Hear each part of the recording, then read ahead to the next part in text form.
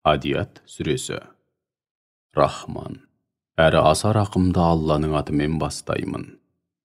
Алла жолында атқа қонған жауынгерлердің танаулап шапқан сәйгүліктеріне серт. Тұяғынан от шашып, ұшқын атып шапқан сәйгүліктерге серт. Сондай-ақ қарқынды екпінмен таң сәріде жауға шапқан сәйгүліктерге серт.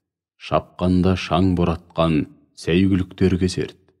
Сол екпінмен барып, жау шебіне енген сәйгүліктерге серт. Шынында адам баласы, Раббысының жақсылығын көрмейтін, рахметі жоқ жаратылыс.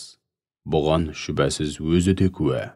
Оның мал дүниеге деген құмарлығы өте күшті.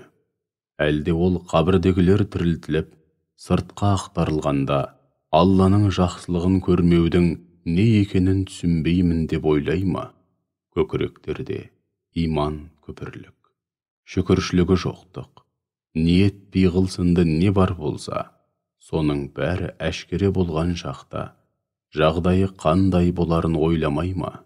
Міне, әсіресе сол күні Раббылары олардан, яғни дүниедегі барлық жай күйлерінен хабардар.